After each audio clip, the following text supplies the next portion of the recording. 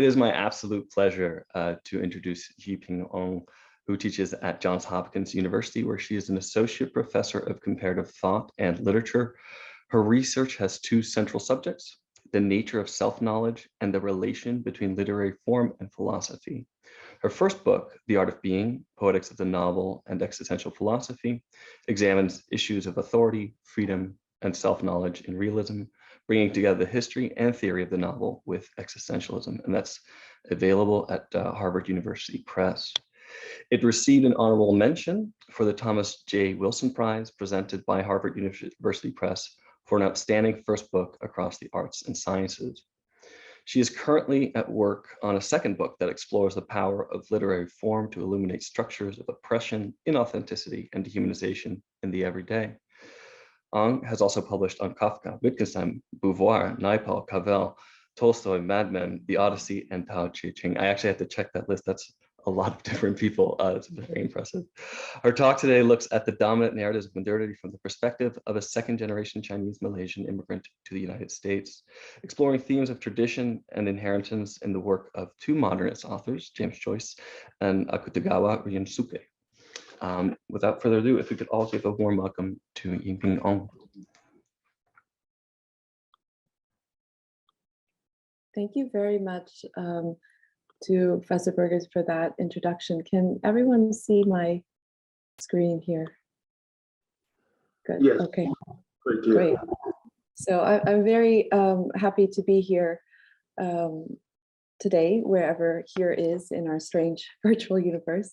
And I'd like to thank once again the Center for the Creative and the Critical for hosting this event. And most of all, of course, Amit for bringing all of us together.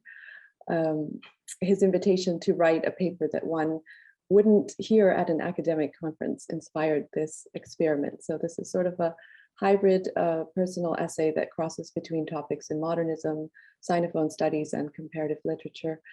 I'm interested in what it means to belong to a tradition and to claim a tradition, and in a certain account of modernity as requiring a break from tradition. Fictions of modernity. An immigrant reads Joyce and Akutagawa.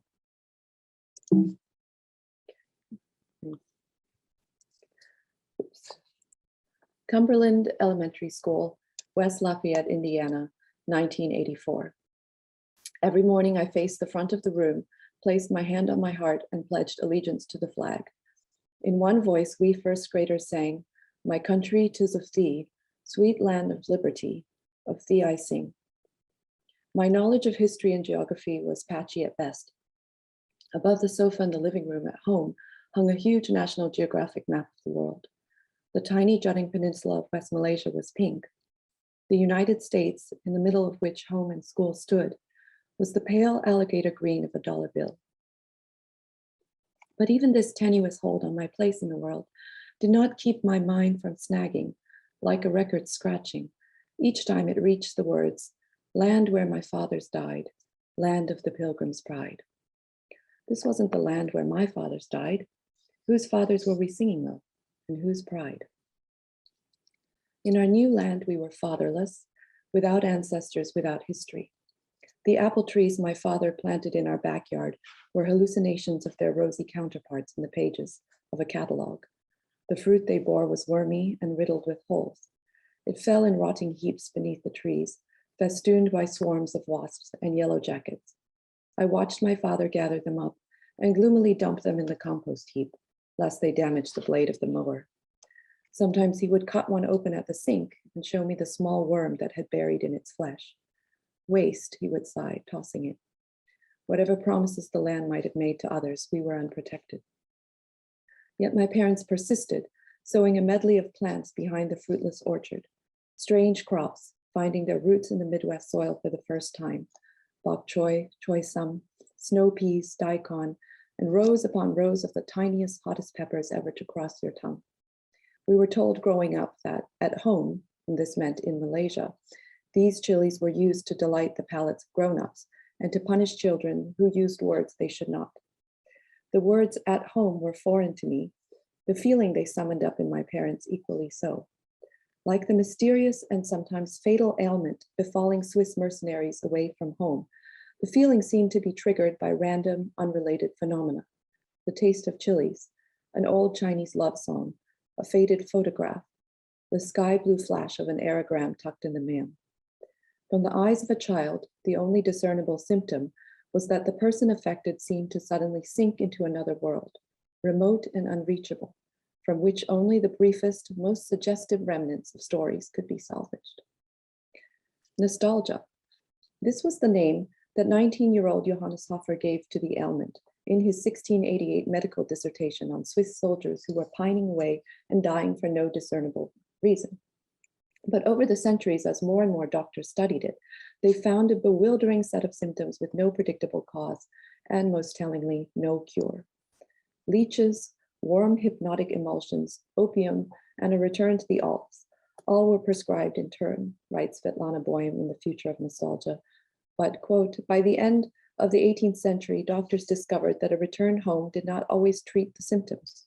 Physicians failed to find the locus of nostalgia in their patient's mind or body, unquote. Was it a disease, a malady of the imagination, or was it a historical condition, a reaction to the shifts and displacements of modernity, a symptom of the loss of a known world? For my younger siblings and I, planted unceremoniously like the bok choy in the Midwest soil, there had been no loss. Nostalgia was a taste applied retroactively to the foods that my parents craved and tried to recreate. There was no word for the ailment suffered by those who had not lost a world, who had no world to lose, and who could perhaps only dream of the luxury of such loss and the state of ownership it implied. Yet somehow the fiction that we too belonged to another world clung to us. No matter how diligently we camouflaged ourselves in the uniform of 1980s America, pegged jeans, neon-colored sweatshirts, stiffly hairsprayed bangs, the scent of that other place lingered on our skin. You smell like rice, the boy at school taunted. My 5-year-old brother came home in tears one day, bewildered, after a classmate handed him a yellow crayon for his self-portrait. But my skin is peachy pink, he cried. Was it? Where are you from? The question that dogs all immigrants of a certain complexion. The answer never satisfies. But where are you from? Over time, the idea slowly crystallized in my mind that I was from nowhere. It was in search of that place that I went away to college in New York City at the age of 16. Despite my father's attempts to inculcate what he called the universal language of mathematics into my brain, I had secretly fallen under the spell of literature. Perhaps I thought I would become a writer. After all, a writer was a person who in the art of bringing imagined worlds into existence. My first summer in New York, I spent nights in a Barnes & Noble bookstore on 14th Street, struggling over pages of Joyce's portrait of the artist as a young man. It was alien to me. Other aspiring writers in my class were reading Ulysses, a hurdle which, after a few pages, I realized I had no hope of clearing. But this portrait had the semblance of a recognizable plot, characters, and even sentences. Once upon a time, and a very good time it was, there was a moo cow coming down along the road. And this moo cow that was coming down along the road met a nice little boy named Baby Tucker. His father told him that story. His father looked at him through a glass. He had a hairy face. He was Baby Tucker. The moo cow came down the road where Betty Byrne lived. She sold lemon platt. Baby Tucker, moo cow, what was this? Next page. The Vances lived in number 7. They had a different father and mother. They were Eileen's father and mother. When they were grown up, he was going to marry Eileen. He hid under the table. His mother said, "Oh, Stephen will apologize." Dante said, "Oh, if not, the eagles will come and pull out his eyes." Pull out his eyes. Dante, that was a writer too, wasn't it? I was lost. A writer had to understand the tradition from where he came, my professor had said. A famous poet called T.S. Eliot had written that. And this English was my tradition, was it not? No less mine than any other I could claim. It was not until much later in life that I could begin to see why, despite many successive readings over the years, my sense of having encountered something alien in portrait never wholly abated. As Karl Ove Knausgaard writes in his luminous essay on reading portrait as a young man, portrait is a Bildungsroman, a coming-of-age story, perhaps the prime example of that genre in English literature. It deals with identity, or more precisely, the way in which identity arises, the events that shape us and make us who we are. These circumstances are more or less the same for everyone. We are born into a family, and by virtue of how it receives and relates to us, we become manifest to ourselves and to others. We learn a language, and though it does not belong to us alone, but is shared by all members of the community, it is by means of our language that we understand and express ourselves and that which is all around us. With the language comes a culture, of which, whether we like it or not, we become a part. Our circles widen, we start school, and the process of our socialization becomes more formal. We learn about the language, our culture and society, and to that first identity within the family, a new layer of national identity is added. Within this screen, Stephen Daedalus emerges as an Irish Catholic son of a petit bourgeois family, only to turn against all these categories in the latter half of the novel, rejecting Irish nationalism, rejecting his Catholic religion, rejecting the middle class, insistent on being nobody's son. That inherited social conventions and ideology constrain individuals, that truth is to be found by remaking your own language, by wresting control of your own story, that you must do this by becoming conscious of the limitations of the stories and the language you have inherited in order to break with them. This is the narrative of modernism, of modernity, passed down through the Western tradition. Modernity, we could say, begins with the idea of tradition. Sweeping across different fields with the force of a revolution, this concept is expressed in literary form by the narrative of a young person who is constrained by the ideologies and social conventions defining him, until at last he breaks free and attains self-expression.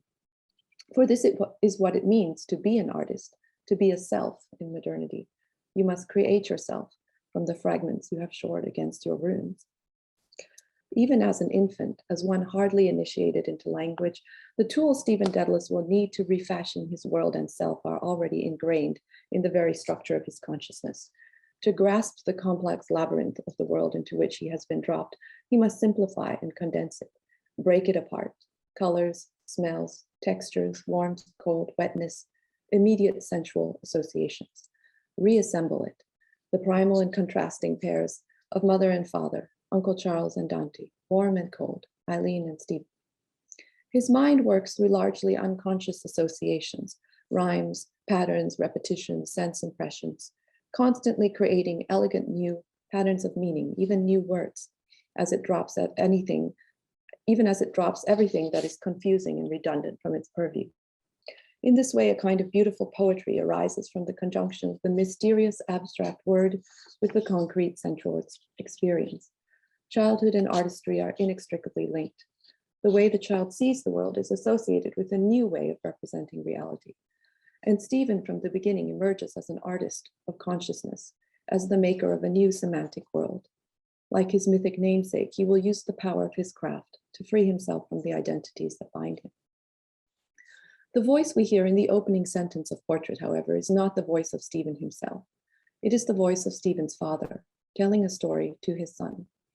Consciousness, narrative, begins with Stephen receiving a story from an authoritative source, a story that tells him who he is, a story that places him within a local and known world. He is the baby Taku. The moo cow comes from down the road. This theme returns again and again throughout the novel, even as the father figure and the story that is told to Stephen to explain who he is and where he belongs in the world changes. These stories, these sources of identity and orientation, both precede Stephen and serve as the fixed background against which he will rebel. The familiar lines of the narrative of modernity lie just beneath the surface of Knausgaard's preface. These circumstances are more or less the same for everyone. We learn a language shared by all members of the community. With the language comes a culture of which, whether we like it or not, we become a part.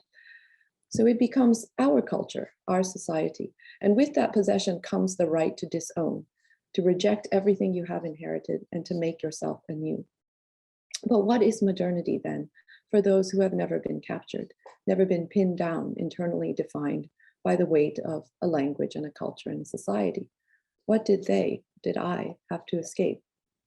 My unborn body was suspended midway in the air between continents when my pregnant mother immigrated from Malaysia to the United States. My mind likewise floating midway between the Cantonese I spoke at home until the age of 4 and the English I learned at school. Born to parents still new to this new world, to a motherland whose inhabitants would one day tell me to go home. What was my language, my culture, my society, my nation? Unlike Stephen Daedalus, I fell weightlessly through those nets. In fact, Joyce wrote two alternative narratives of the modern self. The first is expressed through the persona of Stephen Daedalus, an alienated soul, disillusioned by society, set apart by the intensity of his rejection of the world around him and his quest for a world beyond. He breaks with everything, even that to which he owes his own life, his mother, his God, his country. He will not serve. This heroic, idealized version of the modern self, already heavily ironized in portrait, has its roots in the tradition of the Byronic hero, and is supplanted by the arrival of Leopold Bloom in Ulysses. Earthy, kindly, broad-minded Bloom with his hungers and his errands, feeding the cat, making a breakfast tray for his wife, helping blind men cross the street, and watching, always watching the world around him with a roving, analytic curiosity. He is defined by this everydayness, by his dispassionate tolerance, and by his diasporic identity. I belong to a race too, says Bloom, that is hated and persecuted. At one point in the novel, he says this. An identity which leads him to forego crude nationalisms and to find himself at home everywhere and nowhere. Ulysses at first seems to unfold on an arbitrary and ordinary day, but in fact the novel memorializes a day that bears the essence of Bloom, the day he returns to 7 Eccles Street after his wife Molly has slept with another man in their bed. Knowing this and going home anyway, he affirms a way of being in the world that is displaced, marginal, betrayed, and somehow no less at ease with itself for being so. If, in the first narrative, the modern self is defined by departure from the known, by critical distance, in the second, the self is defined by its capacity to orient itself within an indifferent universe, and, like Odysseus, to find its way home, to a place where it is known and loved, no matter how faithlessly or imperfectly. The impossibility of going home, the yearning to return, an existential state chosen by Joyce himself and inscribed in his books as the condition of the modern self. As Edward Said writes in Reflections on Exile, exile is the unhealable rift forced between a human being and a native place, between the self and its true home, an essential sadness that can never be surmounted. But if true exile is a condition of terminal loss, why has it been transformed so easily into a potent, even enriching motif of modern culture? We have become accustomed to thinking of the modern period itself as spiritually orphaned and alienated, the age of anxiety and estrangement.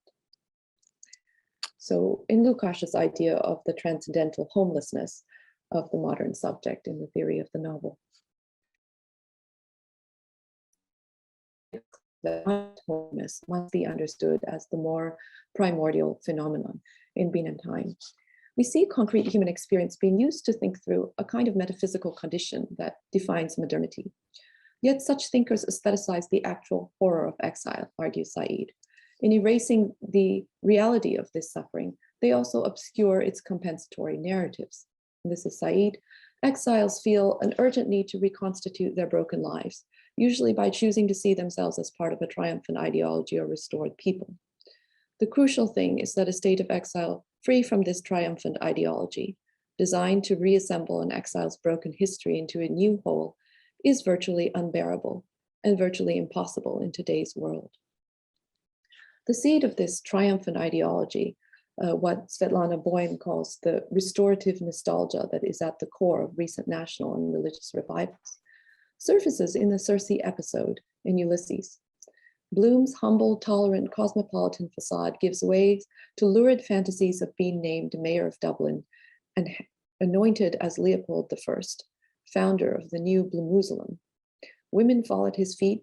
The brother of Charles Parnell hails him as the successor to the nationalist movement. This is all in his fantasies. Even the citizen, a xenophobic nationalist who physically assaults Bloom earlier in the day, is moved to tears of love and loyalty. In contrast to this heightened drama of exile, James Wood writes in his essay on Not Going Home, of a smaller, less dramatic, more banal, and ongoing kind of loss of home and alienation, one that he calls homelessness. He likens this to a secular homelessness that lacks the transcendental aura of exile, a state in which the ties that bind one to home have been loosened, perhaps happily, perhaps unhappily. perhaps permanently, perhaps only temporarily. Mrs. Wood, exile is acute, massive, transformative, but secular homelessness, because it moves along its axis of departure and return, can be banal, welcome, necessary, continuous. Most of us have to leave home at least once. There is the need to leave and the difficulty of returning. Secular homelessness, not the singular extremity of the exile or the chosenness of biblical diaspora, might be the inevitable ordinary state. Secular homelessness is not just what will always occur in Eden, but what should occur again. Being not at home in this way would suggest opens up new narrative possibilities. Could these forms of leaving and of the impossibility of return, at once more attenuated, ambiguous, and irresolute than those suggested by the epic narratives of exile and homecoming that lie in the shadow of modern self-imagining, in turn figure in new understandings of the modern self? For if modernity is defined in part by a difference between the present and the past, it enfolds within it an understanding of what it means to live temporally, as a being whose very existence continually obliterates the possibility of returning to the familiar realm of things past. Every 4 years or so when I was a child, my parents would save enough money to make the journey back to Malaysia.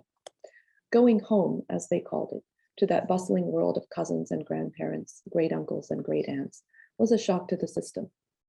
From morning to night, I was bathed in innumerable sounds, sights, and smells: midday mosque calls, teeming night markets, open-air stalls where live fish thrashed on enormous chopping blocks, their eyes glassy and staring, all disquietingly as alien and familiar as in a dream. In my mind's eye, I can still see my parents' walk shift, the carriage of their shoulders ease. They spoke in voices so carefree and teasing with my aunties and uncles, with their friends, voices I never heard back in America, where the pressure to be inconspicuous and deemed acceptable muffled whatever sounds might have spontaneously issued forth from their throats and channeled them into an unobjectionable silence.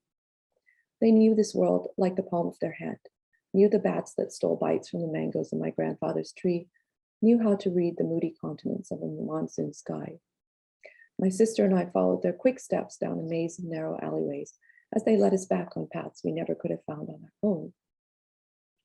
But is this memory, my memory of them at home, itself a fiction?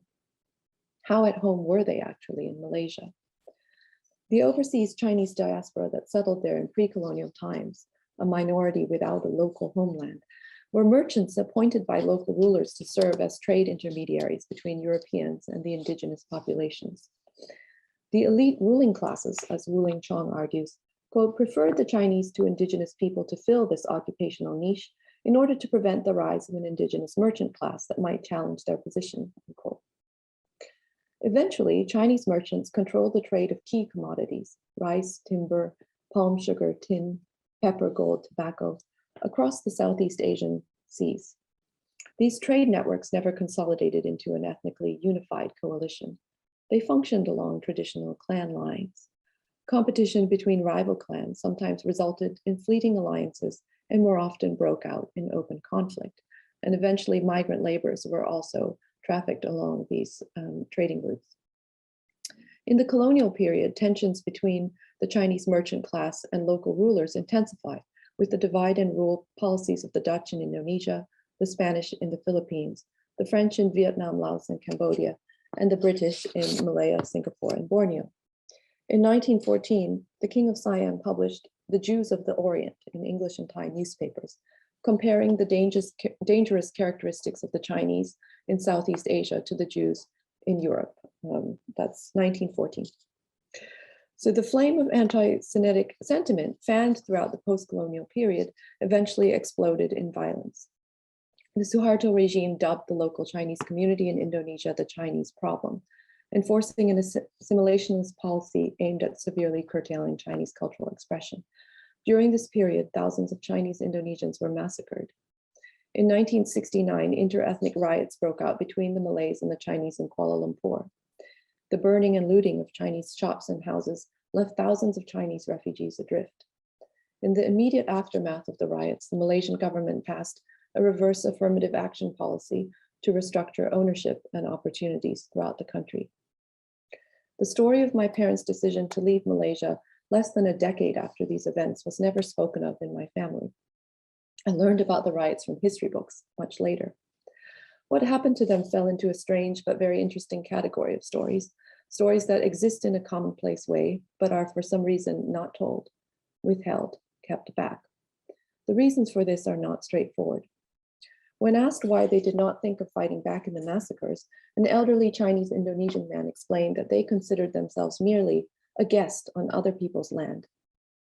As Chinese Malaysians, my parents belonged to a community in which several generations had already lived away from home. They subsisted on fictions upon fictions of their relation to a motherland that now consisted in a smattering of proverbs, holiday customs, an unbending notion of filial piety and obedience, no doubt outmoded in China itself following the purge of Confucianism in the Cultural Revolution, and limited access to Chinese language education.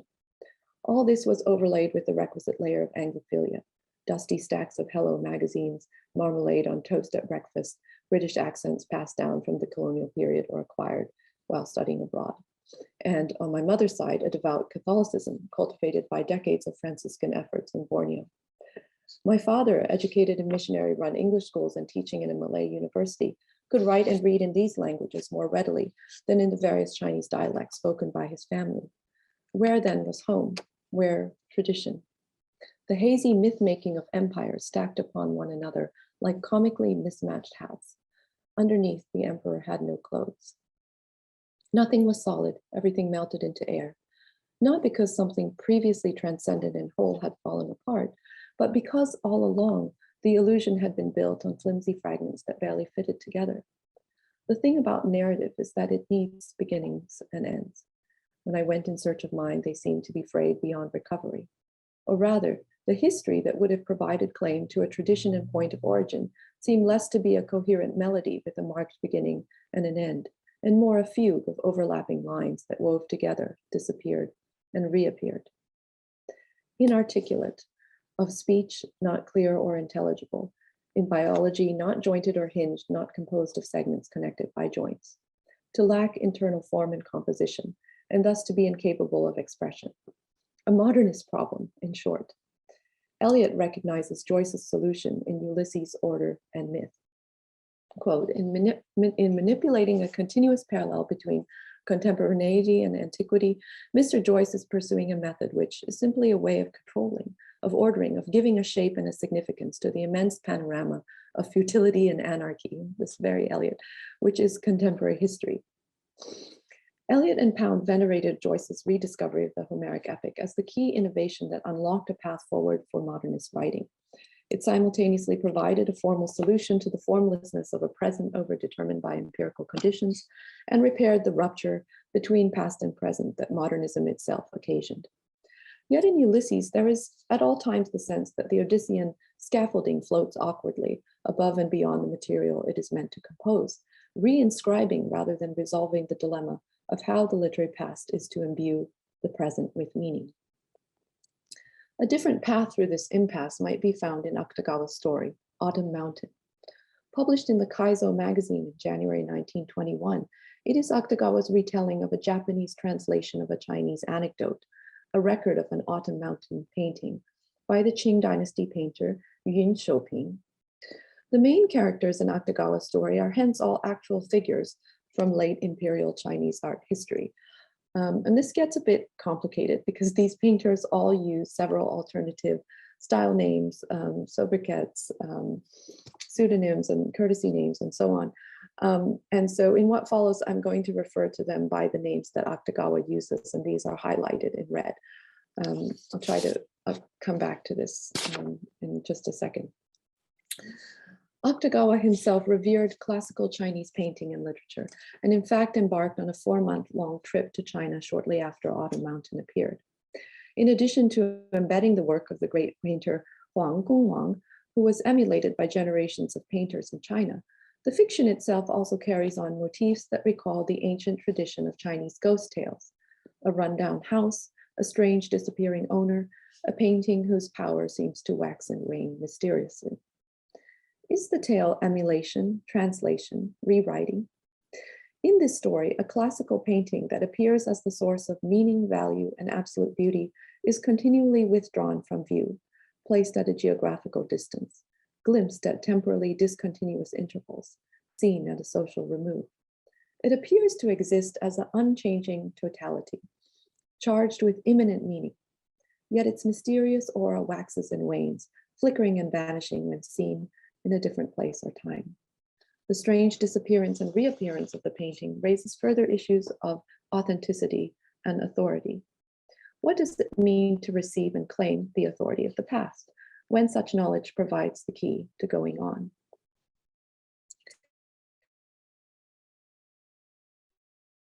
So, the first painter who's listed, he's the one whose painting you just saw, Wang Gongwang, and he's known as Dacha in the story. He's the oldest of the four great masters of the Mongol dynasty. And then the other painters are all painters who try and emulate him in later generations. The second one listed is an art theorist of the later Ming dynasty. And he's the teacher of the third painter on the list. The third painter on the list is the teacher of the fourth painter. And the fourth painter and the fifth painter are the ones featured in the frame story of this piece. So let me go through and tell you what the story is. Autumn Mountain opens with a conversation between Yun Nantian and Wang Shigu on the subject of an incomparable painting by the famous Mongol artist Daj. Many years ago, Wang Shigu explained to Yun Nantian, his teacher Yang Ke learned about the painting from his teacher, the Ming dynasty painter and art theorist Yuan Cai. Yang Ke yearns to see the masterpiece with his own eyes. Sorry. So that was Dacha. And Yang Ke. Okay. So Yang Ke yearns to see the masterpiece with his own eyes. When he arrives after a long journey at the house that supposedly contains the painting, he is surprised to find it overgrown and in a state of disrepair. The owner reveals to him a painting of such otherworldly beauty and splendor that Yang Ke is spellbound. A year after his visit, he returns to the house, determined to procure the Autumn Mountain painting at any cost. This time he is told that the master of the house is gone. He is not allowed to enter. 50 years pass. The painting miraculously resurfaces. Wang Shigu is invited to attend a viewing party at the home of its new owner, who claims to have acquired it from the grandson of the previous one. But when he stands before the painting, his teacher's vivid description echoing in his mind, he is overcome by disappointment. Yang Ke, also among the guests, seems similarly underwhelmed. Pulling his teacher aside, Wang Shigu asks whether this is the same painting he saw all those years ago. Master, is that the real Autumn Mountain? Almost imperceptibly, the old man shook his head, and there was a twinkle in his eyes. It's all like a dream, he murmured. Upon hearing this story, Yun Nantian remarks that it hardly matters whether the painting existed or not, for the image invoked by Yang Ke's description is engraved forever on Wang Shigu's mind. The story ends with a moment of enlightenment. So even if it never existed, there's not really much cause for regret. The two men laughed and clapped their hands with delight. Ultimately, the questions of tradition and inheritance are not resolved, but left to shimmer, tantalizing the beholder.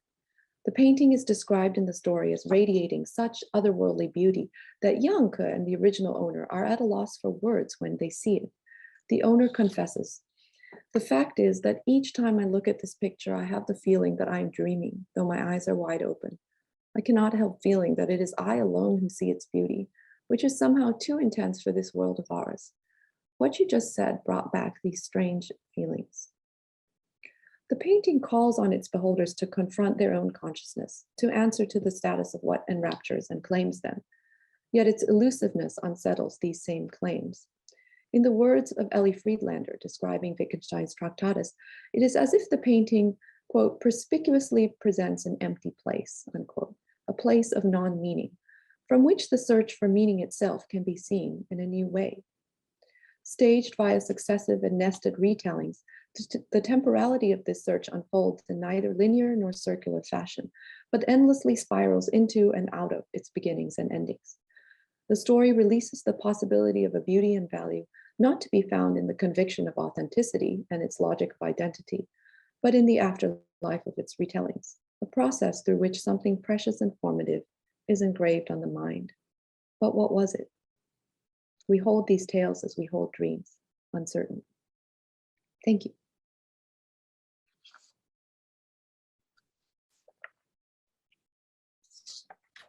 Thank you so much for that wonderful talk. My mind, these different light bulbs kept going off as you were speaking about these different topics and roving around the world. I'm gonna abuse my privilege as introducer and ask the first question, if that's okay.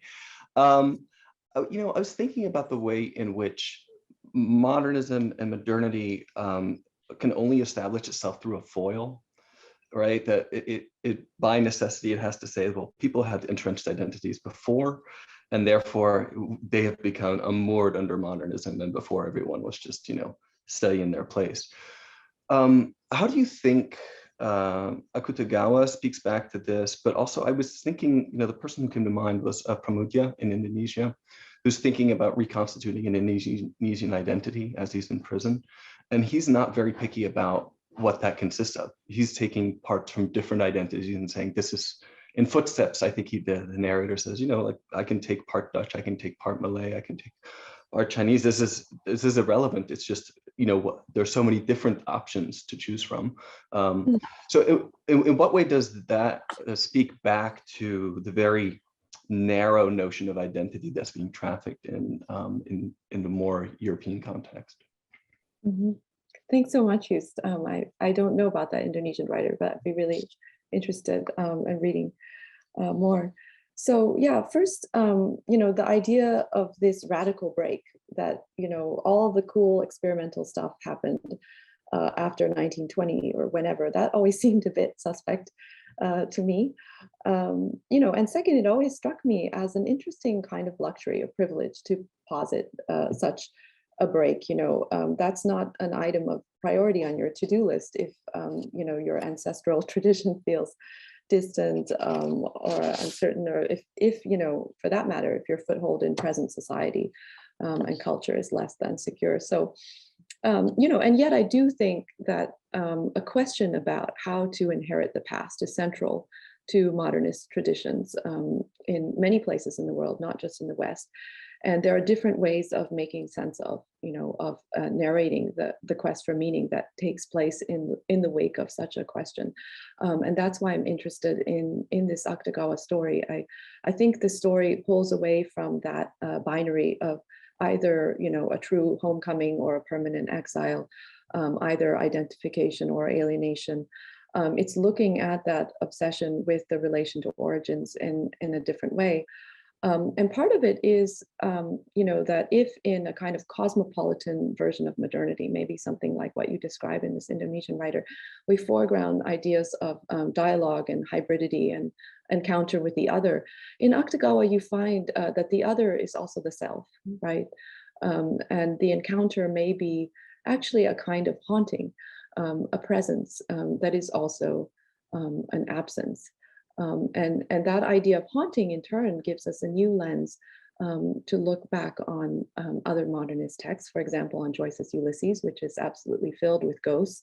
The ghost from Hamlet, the ghost of Stephen's mother, the ghost of Bloom's son. And there's that brilliant scene in the library where Stephen takes a lot of that ghost stuff and he generates this new theory of authorship, right?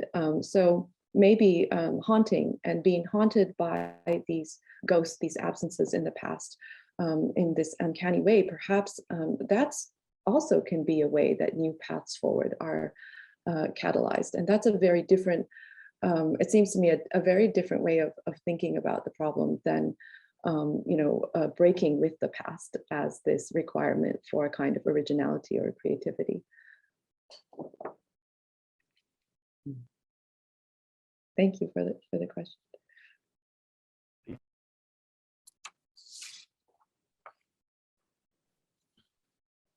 Any questions from anybody? Are there any raised? Please feel free to raise your hand or write a question in chat.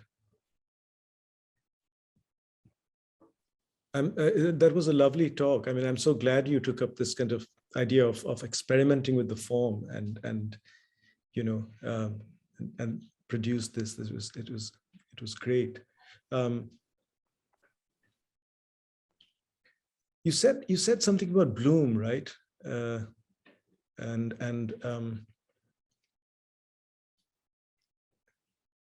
Because I suppose because you were talking about making a radical break, you talked about the emergence of the self, as it were, in the time of making this radical break with a supposedly sort of more collective being, which tradition represents, and Stephen might be seen on one level to kind of represent that, but what is Bloom? What's this encounter about?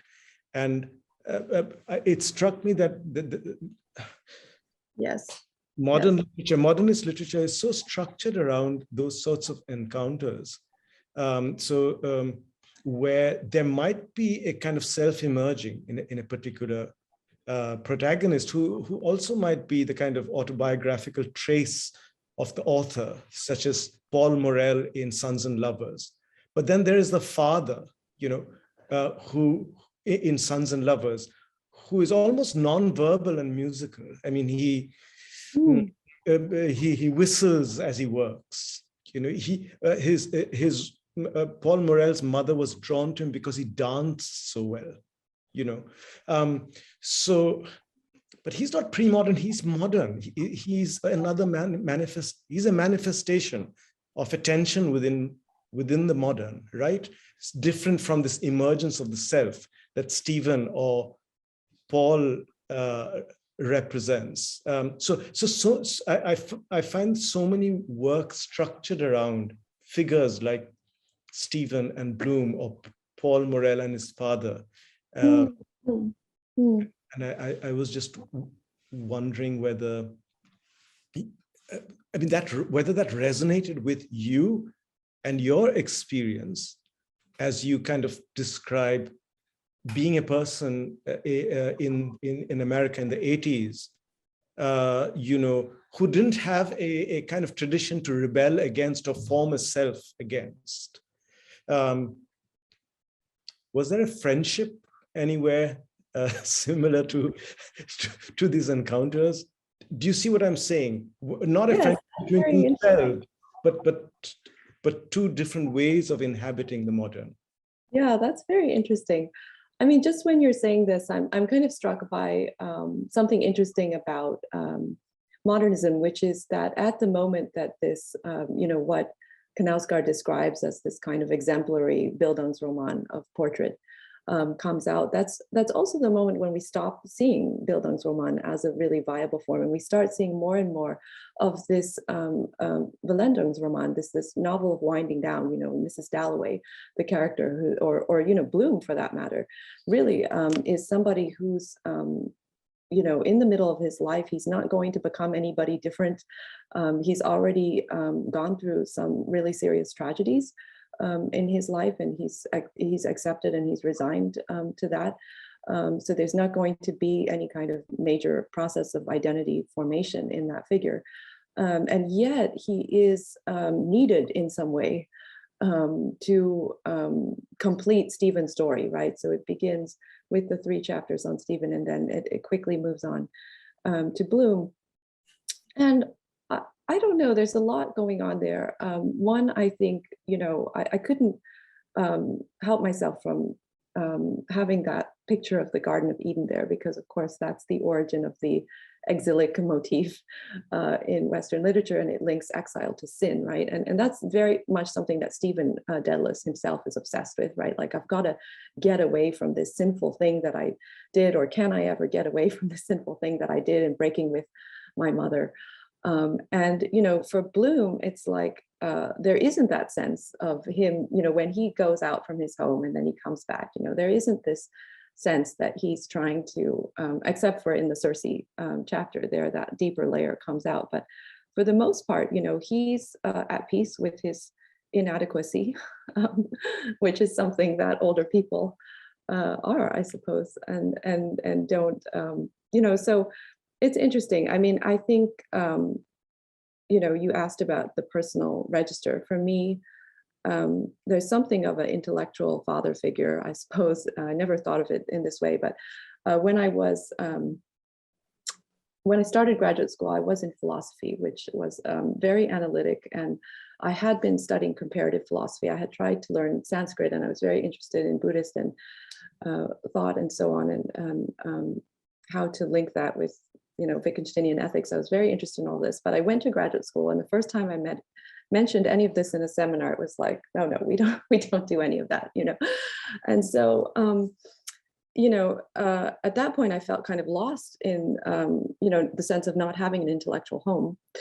And it was then when I met Stanley Cavell, who is this American philosopher who actually works across all sorts of disciplines, including jazz music, very interesting and person. And so he was the one who kind of suggested that I just sort of make my own way between the disciplines. And that was really, really fruitful for me. But it wasn't until I was reading his memoir, his philosophical memoir, that I realized he writes so much about his immigrant father and the relation between being an immigrant, lacking an ordinary language, and what he was trying to do with Wittgenstein in thinking about Wittgenstein's philosophy as a study of homesickness. So, there's something, really deeper there about the stakes of language and having a world that I think Cavell's philosophy finds in this, human experience of kind of being worldless or homeless that somehow, I suppose, must have given me a path forward. So thank you for asking that.